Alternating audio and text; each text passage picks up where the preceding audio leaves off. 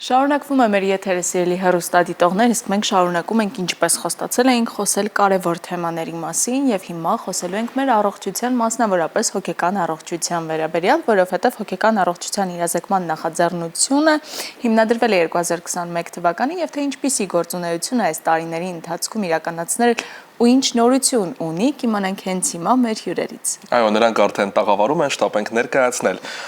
նրանց եւ այսպես նախագծի կլինիկական եւ գիտական ղեկավար Գևորգ Ղարիբյան, բարի լույս։ Բարի լույս։ Եվ հոգեբան նախագծի աշխատակից մասնագետ Ջեմա Հովհաննիսյան, բարի լույս։ Ողջույն։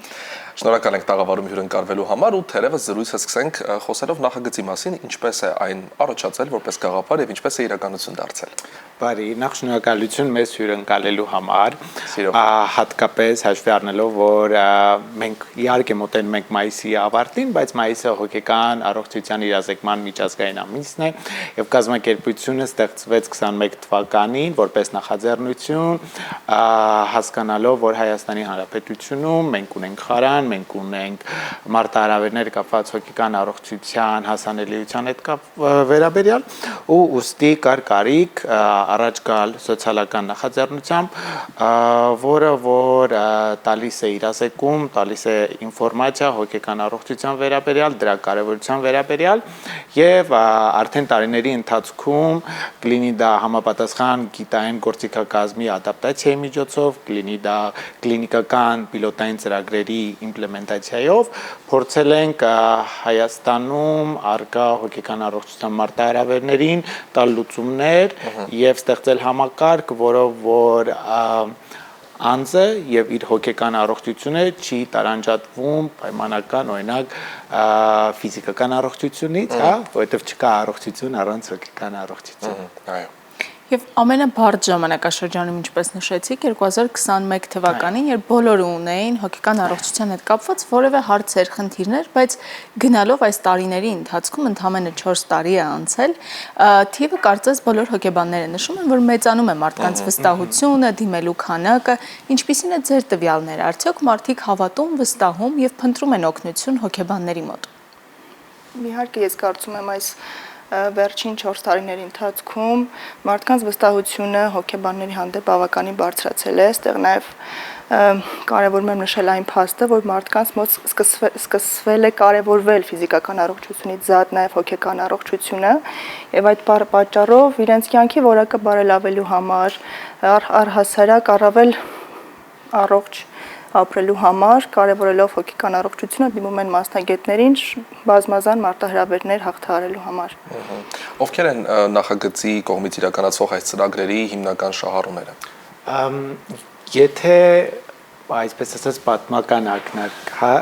23-ին նախագիծը սկսեց ծրագիր, որով որ տրամադրվում էր կլինիկական աջակցություն հոգեկան առողջության մարտահրավերներ ունեցող անձանց խնամակալներին եւ ընտանիքի անդամներին։ Սա 1 տարի տևողության պիլոտային ծրագիր էր ու որպես այդպիսին առաջինն էր Հայաստանի Հանրապետության պատմությունում, երբ որ ամբողջական ու համալիր խնամք տրամադրելու նպատակով ոչ թե աջակցությունը տրամադրվում էր անձին, ով որ ունի մարտահրավեր, այլ տրամադրվում էր ընտանիքի անդամին կամ խնամակալին։ Իհարկե 23 թվականի արդեն բռնի տեղահանումներից հետո նաև առանձին կարիք կար ստեղծելու ծրագիր, որով որ աջակցություններ տրամադրում բռնի տեղահանված անձանց, ելի նույն 1 տարի պիլոտայինով, որի արդյունքները շուտով հուլիսին կներկայացվեն Եվրոպական հոգեբանների կոնգրեսում, սա միջազգային ամենամեծ մասնագիտական կոնֆերանսն է։ Ներկայիս պահին այս տարվա ծրագիրը, որը հաստատվել է արդեն փետրվարից եւ մեկնարկվել ապրիլից, սա հուզական աջակցության թեժգիծն է, որը իր բնույթով կանխարգելիչ ծառայություն է եւ փորձում է փոքրացնել այդ անջրպետը, որ կա հասարակական համայնքային ծառայությունների եւ ինստիտուցիոնալ ծառայությունների միջեւ։ Սրա ընթացքում կարծում եմ, որ Ջեման, որպես մասնագետ, որը որ նաեւ պատասխանում է շահառուների զանգերին, ինքը կարող է ներկայացնել, թե ինչ տեսակի զանգեր են լինում։ Այս ծրագրի շրջանակներում մեր զանգերը բազմազան են։ Մենք սպասարկում ենք բոլոր այն մարդկանց, ովքեր կապ են հաստատում մեզ հետ, եւ իրենց մարտահրավերները նույնպես բավականին տարբեր են, սկսված հոգեհուզական մարտահրավերներից, միջանձնային հարաբերություններում ունեցած դժվարություններից, կոնկրետ ֆիզիկական առողջության, հոգեկան առողջության հետ կապված մարտահրավերներից եւ ինչպես նաեւ ցանկանում են տեղեկանալ, թե ինչպիսի ծառայություններ ենք մենք մատուցում եւ առհասարակ ինչպիսի ծառայություններ կան Հայաստանի Հանրապետությունում, հա, որպեսզի ավելի հպատակային ուղղորդումներ կարողանանք տրամադրել եւ հաճախ ունենում ենք այնպիսի իրավիճակներ, որ հոգեհուզական մարտահրավերներից զատ, այլև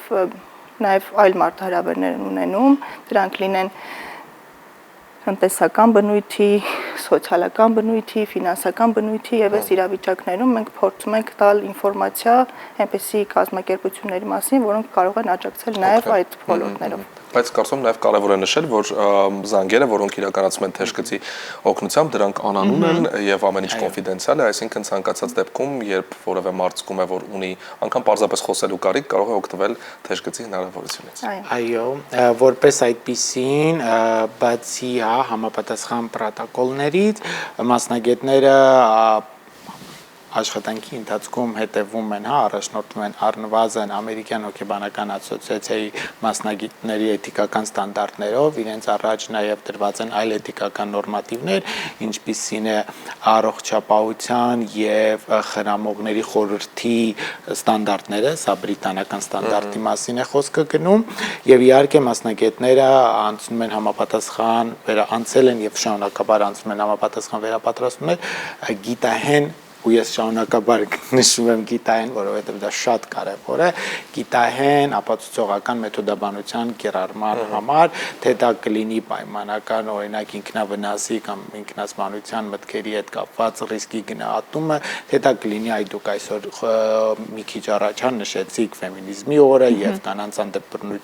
իհարկե լինում են զանգեր, որոնք որ գենդերային հիմքով պայմանավորված բռնության հետ են կապված եւ այդտեղ կան համապատասխան միջազգային պրոտոկոլներ,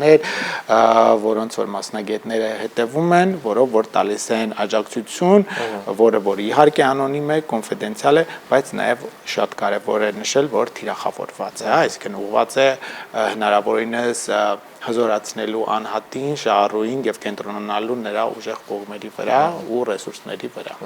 Քանի որ հիմա մեզ բազմաթիվ հեռուստադիտողներ են հետևում եւ գուցե նրանցից շատերը ունեն, ինչպես Դավիթը նշեց, խոսելու, կիսվելու, իրենց խնդիրները բարձրաձայնելու եւ անանուն մնալու կարիք, ինչպես կարող են զանգահարել, ինչ հեռախոսահամարով եւ նաեւ նշենք, թե որ դեպքերում ունեք դուք իրավունք բարձրաձայնելու այդ խնդիրը այլ պատկան մարմինների մոտ։ Ես երևի թե վերջին անդառնամ, մնացածը ջեման թող պատասխանի, որպես այդպիսին իրավիճակներ, որտեղ որ համաձայն օրենքով, երբ որ շահառուն ներկայացնում է իրավիճակ, որով որ իր կյանքին է վտանգ սպառնում, եւ մենք խոսում ենք իրական վտանգի մասին, կամ ուրիշի կյանքին է վտանգ սպառնում, այստեղ սրա կողքը կա նաեւ հանրային շահը, այս դեպքում իհարկե մասնագետները պարտավորված են խախտել կոնֆիդենցիալությունը, մենք հասկանում ենք, որ այստեղ կոնֆիդենցիալության մասին խոսք գնալ չի կարող, օրենքով է այդպես սահմանված։ Մնացած յուրաքանչյուր դեպքում ամեն ինչը ինչ որ քննարկվում է, դա ամբողջովին կոնֆիդենցիալ է, իհարկե մասնագետները ստանում են շարունակական մասնագիտական սուպերվիզիաներ եւ ուղղորդում, բայց սա մասնագիտական ծառայություն է, որի ժամանակ անձը նույնականացող տվյալներ չեն փոխանցում։ Իսկ թե ինչպես կարող են կապ հաստատել, կարծում եմ, որ չեմ պատասխան։ Մեր հեռախոսահամարն է 0800 00 900 եւ մենք հասանելի ենք երկուշաբթիից մինչեւ ուրբաթ, առավոտյան 9-ից մինչեւ երեկոյան 6-ը։ Ամենահաճախը 00900։ Այո, բավականին հեշտ է մտաբերելու համար եւ ինչ հարցերով են ամենահաճախը դիմել այս ընթացքում ապրիլից մինչեւ մայիսի 30-ն է արդեն այսօր։ Ամենահաճախը երևի թե հենց հոգեհուզական մարտահրավերներն են, միջանձնային հարաբերություններում եղած խնդիրները։ Եղել է զանգ արդյոք անչափահասներից, փոքրիկների կողմից։ Այս ընթացքում անչափահասներից զանգ չենք ունեցել, մենք աշխատում ենք չափահաս մարդկանց հետ։ 18+։ Մասնագետները, որոնք աշխատում են եւ մասնագետներ են եւ կամավորներ են, որոնք նաեւ վերապատրաստում են, որպեսզի կարողանան այս օգնությունը ցուցաբերել, այլ հետաքրքիր է ինչպես է անցնում իրենց այդ աշխատանքը եւ եթե կան մարդիկ, որոնք ուզում են նաեւ կամավոր դառնալ ձեր կազմակերպությունում, ինչպես կարող են դիմել ձեզ։ Բարի, շնորհակալություն հարցի համար։ Հաստատ երևում է, որ դուք ձեր research-ը արել եք։ Միշտ։ Ուրեմն, եթե խոսում ենք կան ստանդարտներ, որոնց որ մասնագետը մինիմալ ստանդարտներ, մինիմալ ասելով իհարկե խոսքը գնում է բարձրագույն կրթության մասին, համապատասխան աշխատանքային փորձի մասին, որով որ մասնագետը միայն այդ մինիմալ ստանդարտին համապատասխանելուց հետո եւ թե կա հաստիկը եւ հասանելի է հաստիկը կարող է դիմել արդեն համապատասխան process-ներից հետո տեղետապային է, short listing եւ այլն ու նոր մասնագետը անպայման անցնում է վերապատրաստում, որից հետո նոր սկսում է աշխատել։ Հիմա բայց մասնագետներից զատ մենք ունենք կամավորներ մեծ թիմ, մենք ունեցել ենք կամավորներ մեծ թիմ հա մեր հիմնադրման օրվանից ու մենք շատ ենք կարևորում հենց այդ կամավորական ներուժը, որովհետև ամեն դեպքում հոգեկան առողջությունը վերաբերում է բոլորին, սա միայն դիագնոզի մասին չի կամ